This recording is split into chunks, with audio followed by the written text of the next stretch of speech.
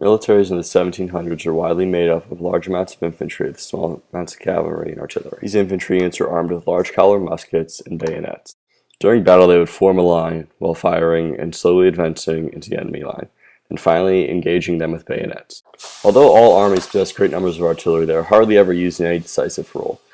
They were inaccurate and hard to move, and usually only brought in smaller calibers, while the more effective larger guns were left inside fortifications. Armies often had large amounts of light cavalry and small amounts of heavy cavalry. Once again, cavalry played a secondary role in battle and was never used in any decisive way.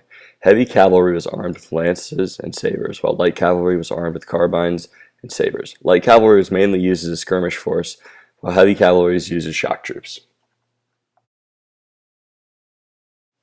Officers often came from the nobility. This was due to the loss of nobility's power within politics. So to keep the nobility happy, many monarchs would give them power in the military. This practice was popular in absolutist states where the nobility had lost power, such as France and Prussia.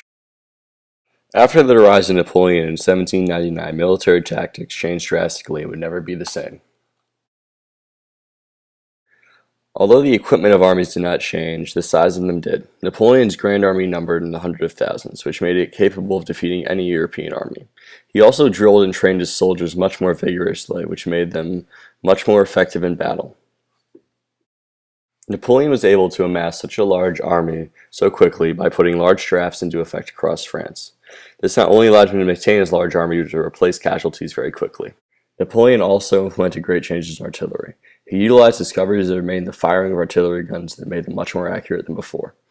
He also made the carriages of his guns much lighter and easier to maneuver.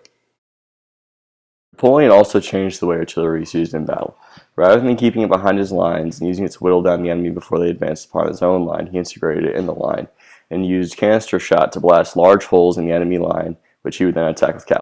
Napoleon also shifted his cavalry away from their traditional role as skirmishers and used them instead as shock troops.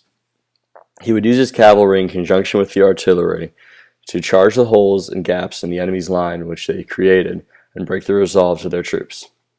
Although light cavalry is used less in battle, Napoleon soon maintained many units of them throughout his army. In fact, his own guard was made up of units of light cavalry. Light cavalry is instead used for scouting and foraging for food when needed. All cavalry units, whether light cavalry or heavy cavalry, use the same weapons they had before. Changes in both tactics and army size during Napoleon's rule forever changed military tactics and the size of armies used by nations during the 1800s.